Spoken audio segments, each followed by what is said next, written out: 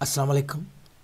آج ہم جس اقتباس کی تشریح کریں گے وہ 12ویں جماعت کی اردو کی کتاب سرمایہ اردو کے تیسرے سبق نواب محسن الملک سے لیا گیا ہے۔ سیاق و سباق کے حوالے سے اہم اقتباس کی تشریح اردو سال دوم کے سالانہ پیپر کا تیسرا سوال ہے۔ سوال کے جواب میں سب سے پہلے مصنف کا نام تحریر کیا جاتا ہے، اس کے بعد سبق کا عنوان لکھا جاتا ہے، دونوں کے ایک ایک نمبر ہوتے ہیں، اس کے بعد سیاق و سباق لکھا جاتا ہے جو 3 نمبر کا ہوتا ہے، اور اس کے بعد تشریح کی جاتی ہے۔ اور تشریح میں سب سے پہلے مصنف کے بارے میں بتایا جاتا ہے، اس کی تحریر کی خوبیوں کے بارے میں بتایا جاتا ہے۔ آئیے وائٹ بورڈ کی طرف چلتے ہیں اور سب سے پہلے مولوی عبدالحق جو کہ مصنف ہیں ان کے بارے میں دیکھتے ہیں، کیونکہ تشریح کے شروع میں چند سطور مولوی عبدالحق کے فکر و فن کے بارے میں تحریر کرنا ہوگی۔ مولوی عبدالحق 1870 کو برطانوی ہندوستان کے علاقہ ہاپوڑ ضلع میرٹھ میں پیدا ہوئے۔ انہیں بابائے اردو کے نام سے بھی یاد کیا جاتا ہے۔ انہوں نے اپنی زندگی کو اردو کی ترقی کے لیے وقف کر دیا۔ وہ محقق، مصنف اور ماہر لسانیات تھے۔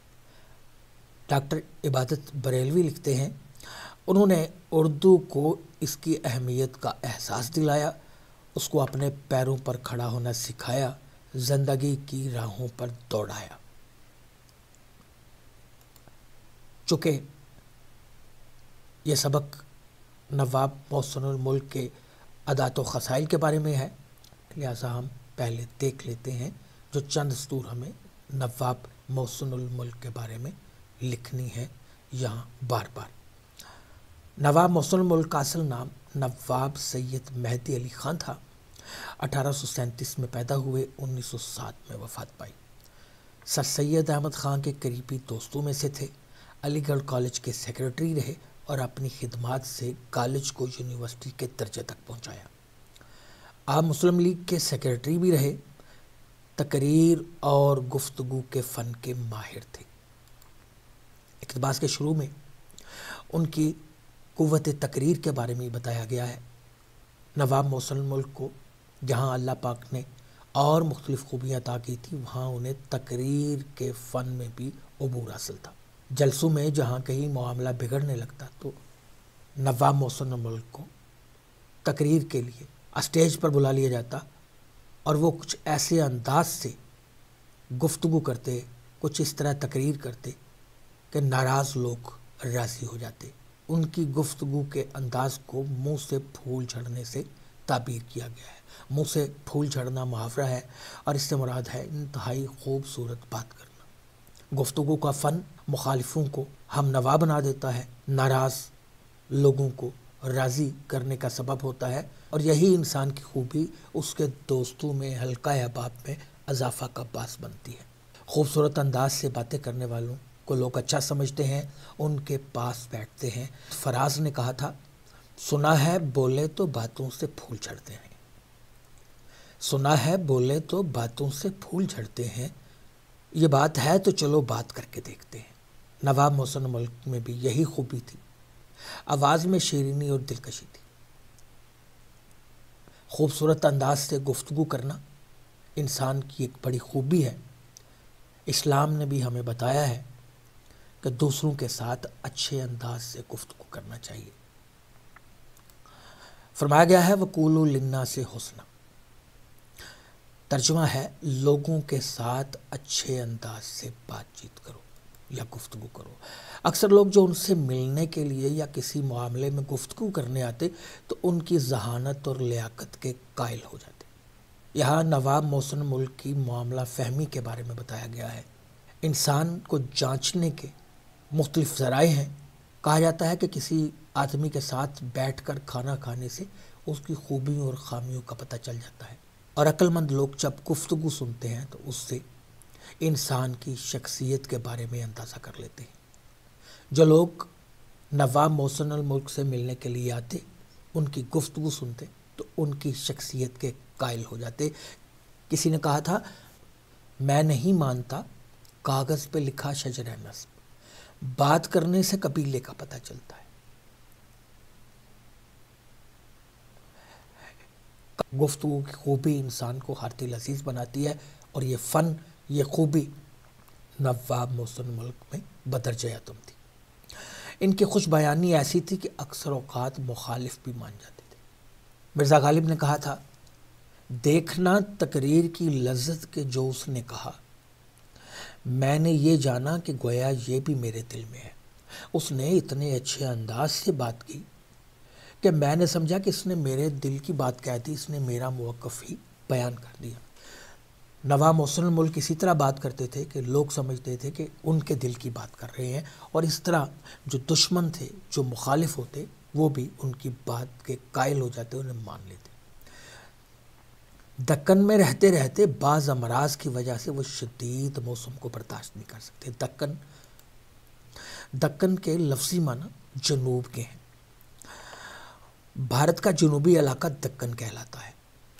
اس میں مہاراشٹر، کرناٹک اور آندھرا پردیش کے علاقے شامل ہیں۔ دکن کے مشہور شہر حیدرآباد، اورنگ آباد اور بیجاپور ہیں۔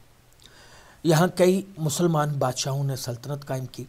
نواب محسن الملک حیدرآباد دکن میں بورڈ آف ریونیو کے سربراہ رہے۔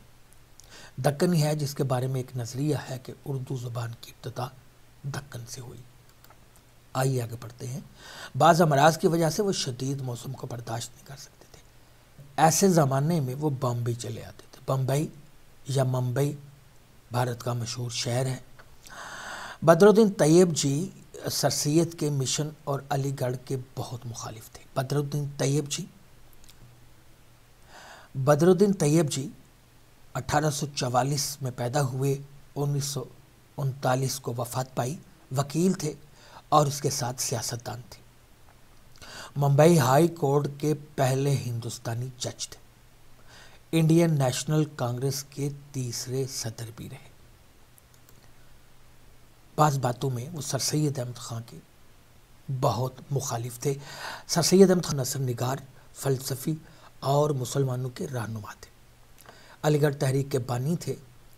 علی گڑھ کالج قائم کیا، رسالہ تہذیب الاخلاق جاری کیا، مسلمانوں کو جدید علوم سیکھنے پر مائل کیا۔ ان کا انداز تحریر سادہ ہے۔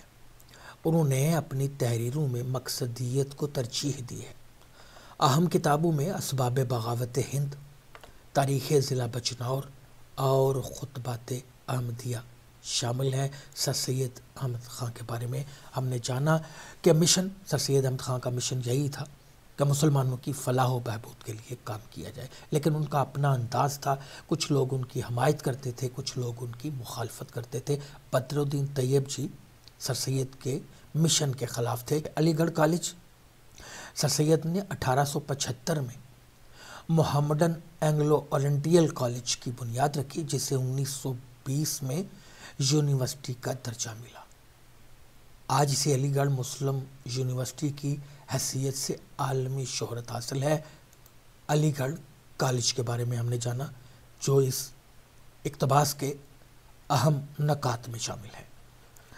آئیے آگے چلتے ہیں۔ نواب صاحب نے بدرالدین طیب جی کے سامنے ایسی فصیح، خوش بیان اور پردرد تقریر کی کہ دونوں آبدیدہ ہو گئے، رونے لگے۔ آبدیدہ ہونا، رونا، آنکھ میں آنسو بھرانا، اور تھوڑی سی دیر میں ان کی دیرینہ پرانی مخالفت کو ہمدردی میں بدل دیا، اور ایک گراں قدر عطیہ کالج کے لیے ان سے وصول کیا۔ نواب محسن الملک گفتگو کے فن کے ماہر تھے۔ یہاں ان کی اسی خوبی کے بارے میں بتایا گیا ہے کہ بدرالدین طیب جی جو کہ سر سید کے بہت مخالف تھے، ایک دن ان دونوں کے سامنے نواب محسن الملک نے ایسی تقریر کی، ایسی گفتگو کی کہ دونوں کی آنکھوں میں آنسو آ گئے اور ان کی پرانی مخالفت کو دوستی میں بدل دیا۔ کسی نے کہا ہے کہ اس غیرت ناہید کی ہر تان ہے دیپک، شعلہ سا لپک جائے ہے آواز تو دیکھو۔ یہی انداز تھا دشمنوں کو دوست بنانے کا جو اللہ پاک کی طرف سے محسن الملک کو ودیعت ہوا تھا، اور اس سے نہ صرف بدرالدین طیب جی کی سر سید احمد خان سے دوستی ہوئی، بلکہ کالج کے لیے انہوں نے ایک خطیر رقم بھی فراہم کی۔ امید ہے کہ آج کے اقتباس کے اہم نکات کے بارے میں آپ جان گئے ہوں گے۔ آج کے لیکچر سے پروفیسر اشفاق شاہین کو اجازت دیجیے۔ پھر ملیں گے۔ اللہ حافظ۔